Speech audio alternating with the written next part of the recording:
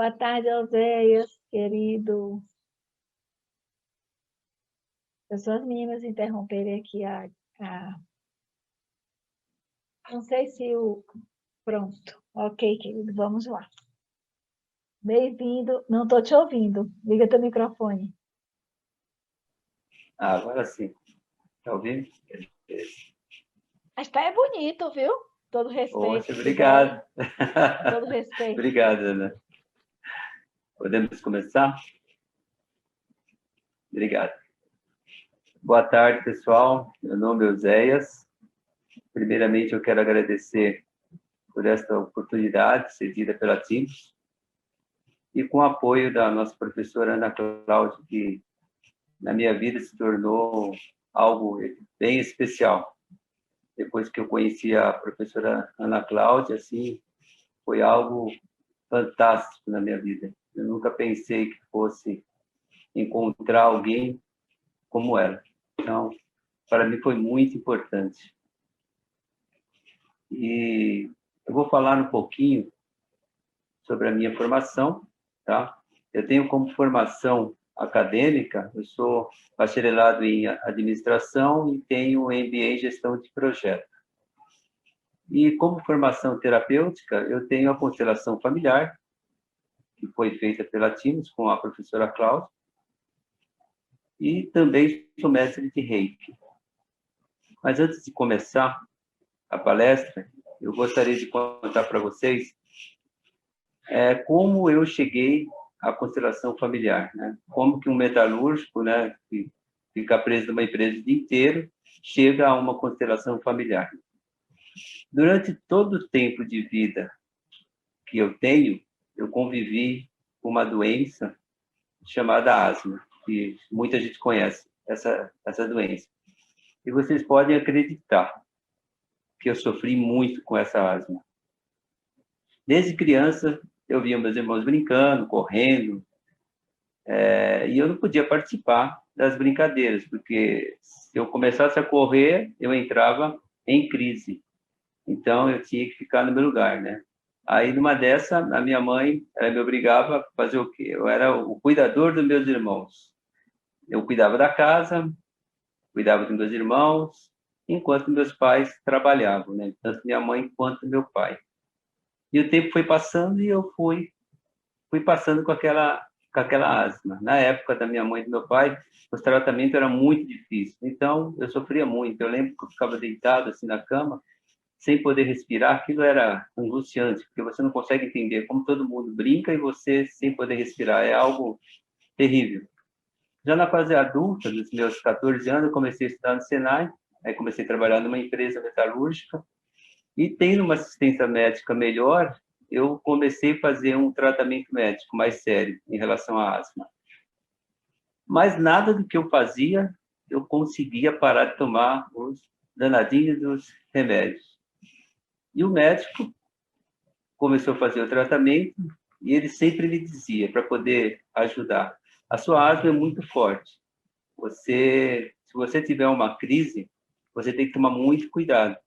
Por quê? Porque você tem que chegar a um pronto-socorro o mais rápido possível. Você tem 5 minutos para chegar ao pronto-socorro. Eu falei, nossa, doutor, aí é demais. Como é que eu vou chegar em 5 minutos ao pronto-socorro aqui em São Paulo? É impossível.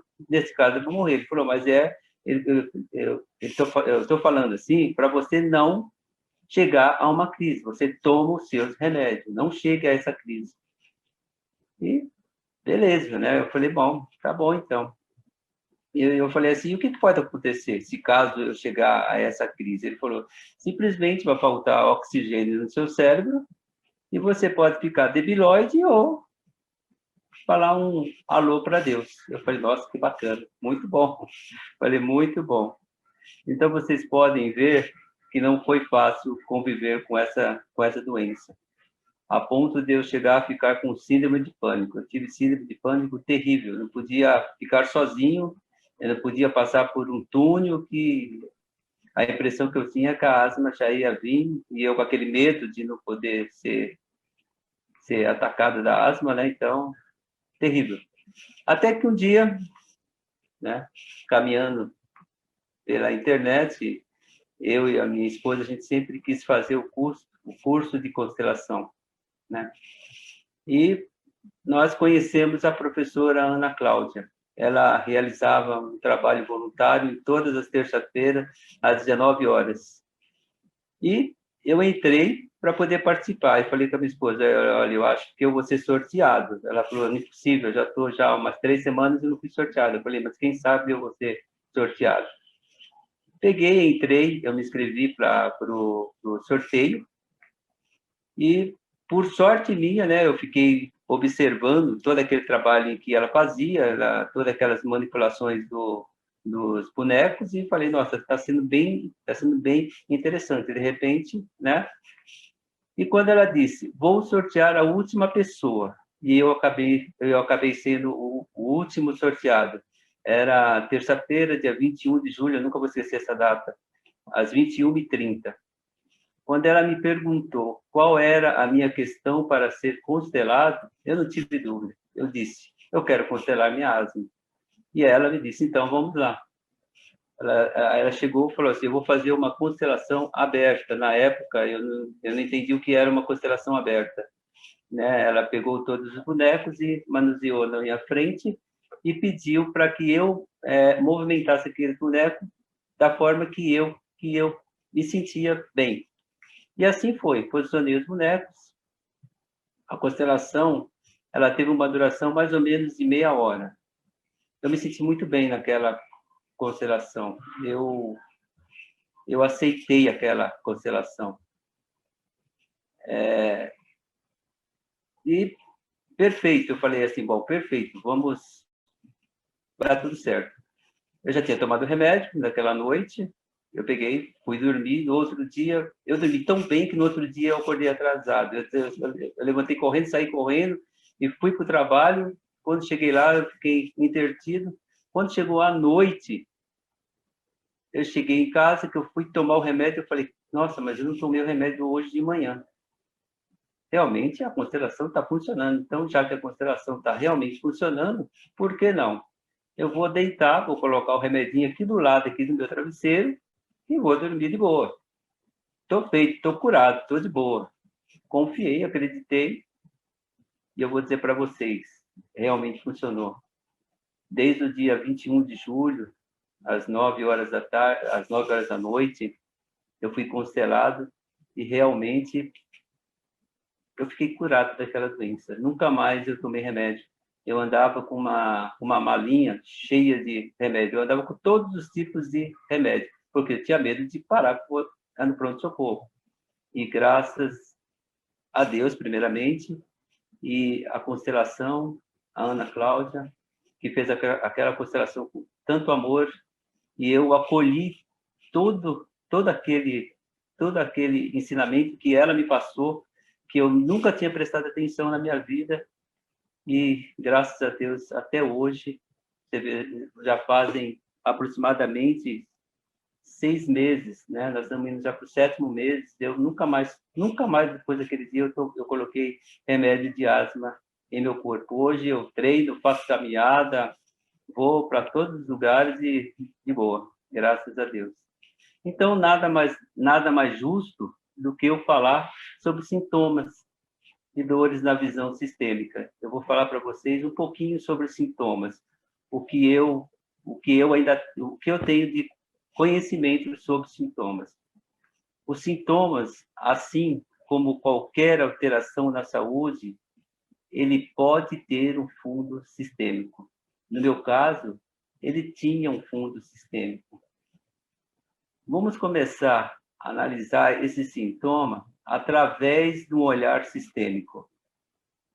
Podemos começar a dizer assim: se há um sintoma, há uma mensagem, há uma memória sistêmica. E essa memória sistêmica, ela pede por mudança. Eu acredito nisso. Ela pede por mudança, eu tenho certeza disso.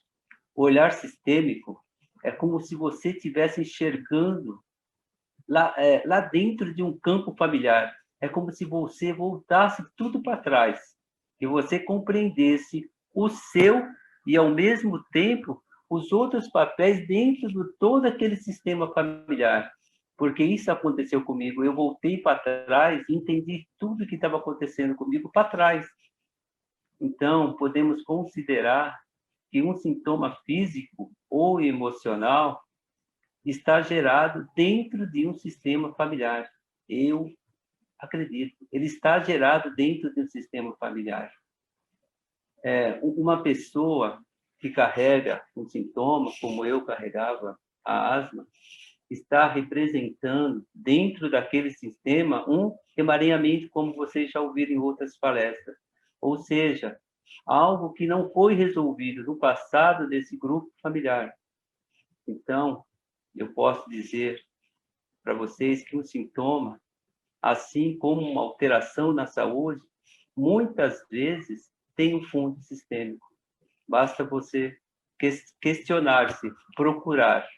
Então, o sintoma, ele nos coloca a nossa transmissão psíquica com nossas gerações. Sendo assim, podemos dizer que alguns sintomas ou doenças relacionadas com alguns acontecimentos que aconteceram com nossos ancestrais. Então, coisas que aconteceram lá atrás, com o seu avô, com a sua avó, com o seu bisavô, com a sua mãe, com o seu pai, coisas que aconteceram lá atrás, pode estar agora em você. E o que seriam esses acontecimentos? Às vezes, pode ser um trauma vivido ou herdado dentro desse sistema familiar, a perda de um vínculo com um membro familiar, ou até uma insegurança em relação a esse vínculo. Podemos até mesmo ser a gente pode ter o sentimento de culpa por alguns destinos trágicos que houve na nossa família. Às vezes, acontece de a gente se apegar a algum ancestral, uma avó, um avô, com um pai, uma mãe, e com a morte desse ancestral, você adquire uma doença, um sintoma, pela proximidade que você tinha com aquela pessoa. Inconscientemente, você acaba sendo leal a esse ancestral. Esse sintoma pode ser diverso. Você pode ter uma enxaqueca, uma enxaqueca simples. Pode estar lá atrás, uma depressão, uma insônia, vícios, uma hipertensão. Isso pode estar lá atrás com seus ancestrais e você está passando por isso agora. Para facilitar o entendimento, eu vou dar uma explicação bem rápida de sintomas. Mas antes, pessoal, eu vou falar com vocês as 3 leis do amor de Bert Helling. Vocês já ouviram essas leis? A moça deixou bem claro como que é. O Bert Helling, ele nasceu em 16 de 12 de 1925, desencarnou em 19 de 9 de 2019, faz pouco tempo.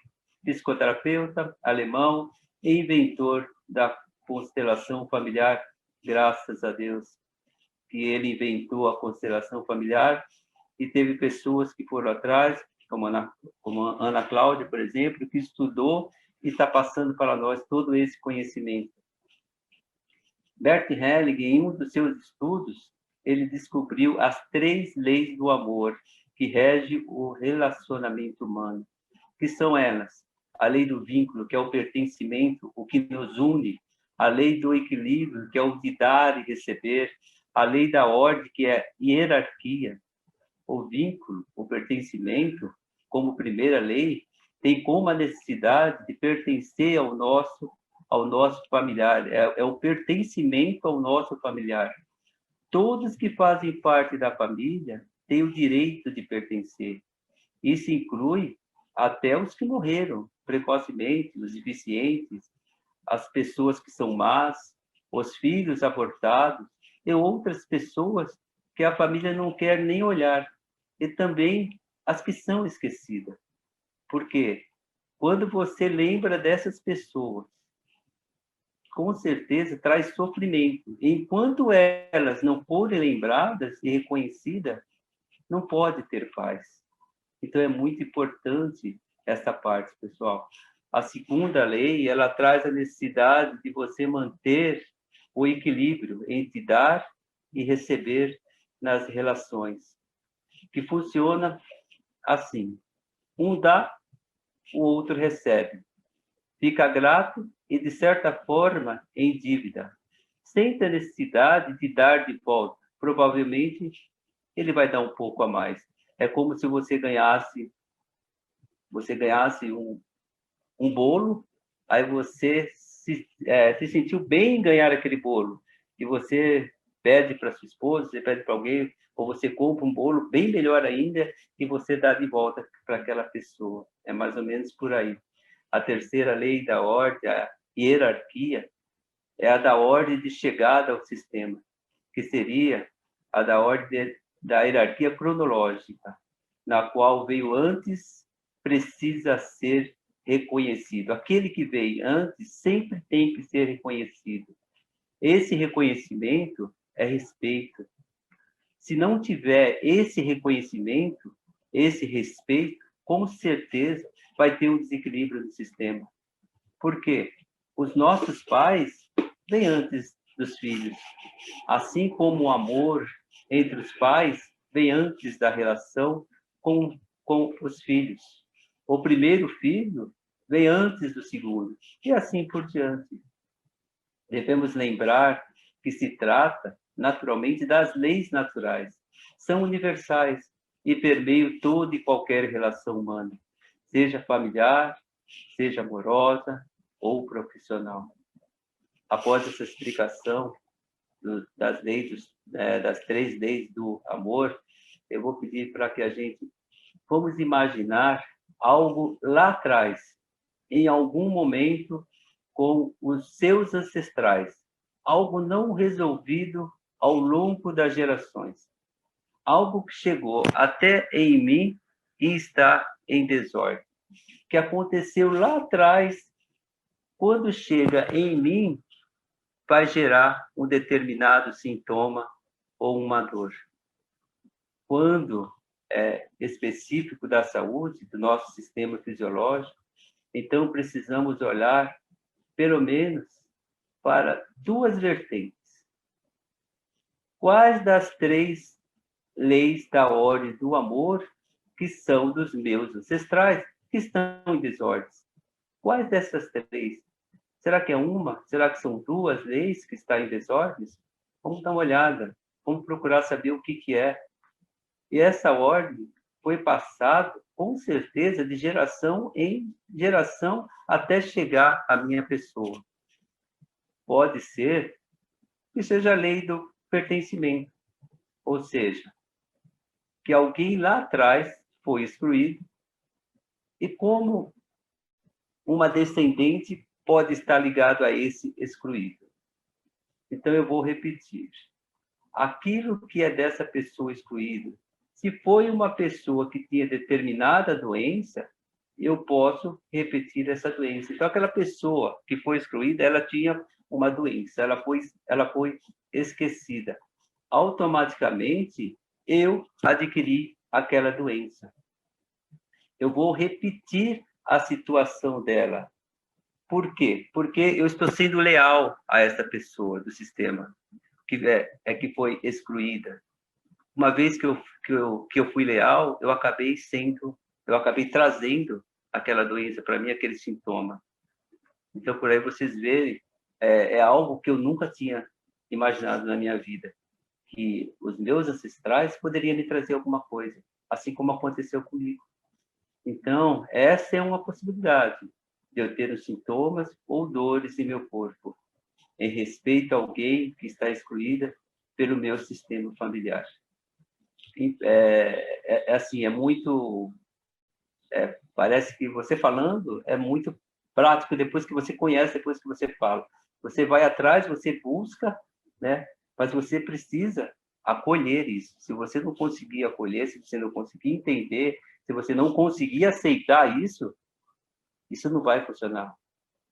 Porque você tem que sentir, você tem que colher aquilo. Aí, com certeza, você vai ver o quanto vai fazer diferença na sua vida. Uma outra possibilidade também pode ser a lei da hierarquia.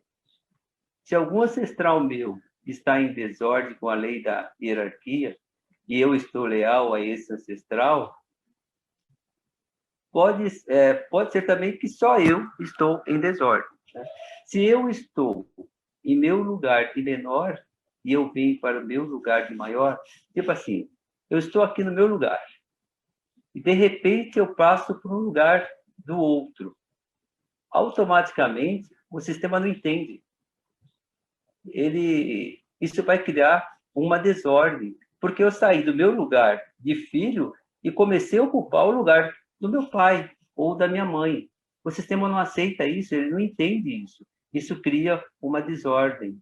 Eu saí do meu lugar de menor, fui para o lugar do maior, sendo que eu deveria estar cuidando do quê? Eu deveria estar cuidando da minha vida, cuidar daquilo que é meu, não estar preocupado com as coisas dos maiores que são do meu pai ou da minha mãe.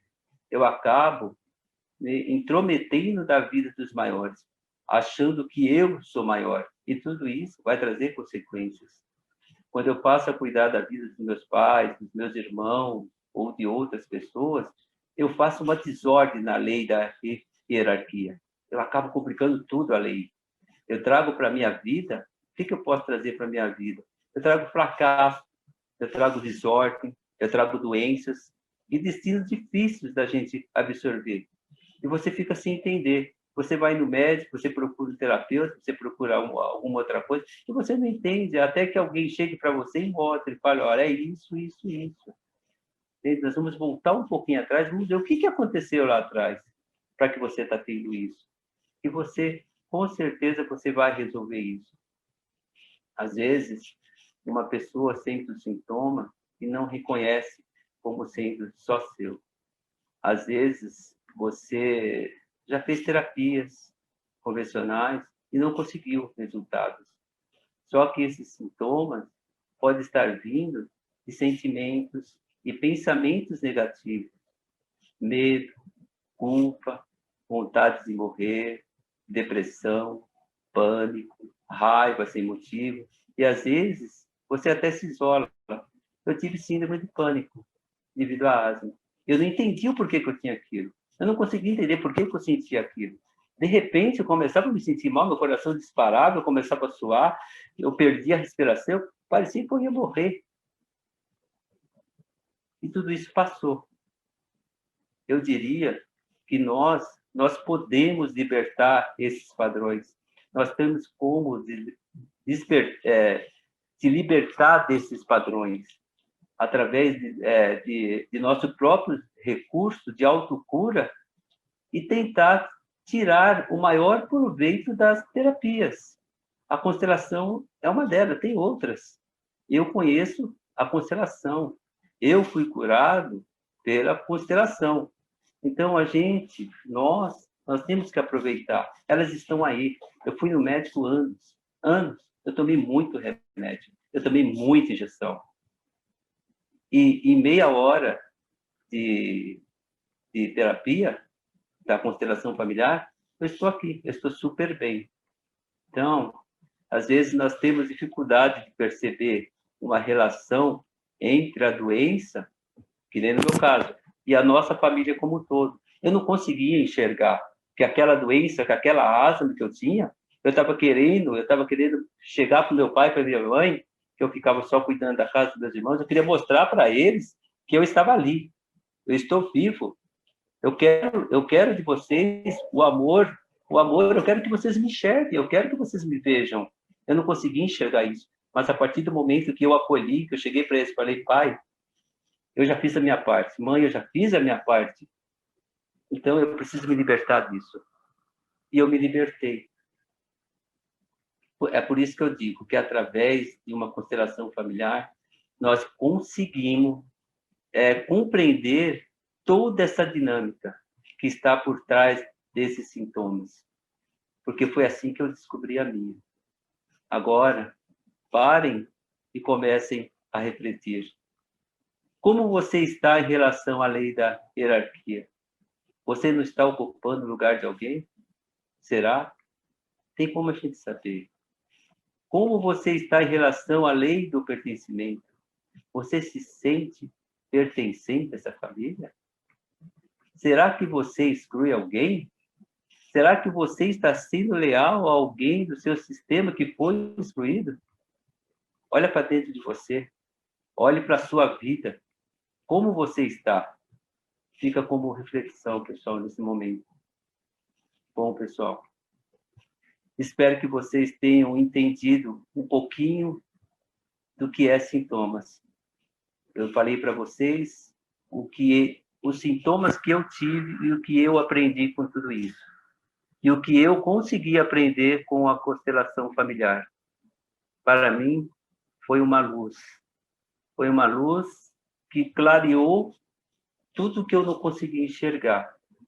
E hoje, graças a Deus, graças ao conhecimento de Bert Hellinger e tudo que ele foi passando, graças a Ana, que teve o trabalho de estudar, conhecer, praticar e mostrar para nós que realmente funciona.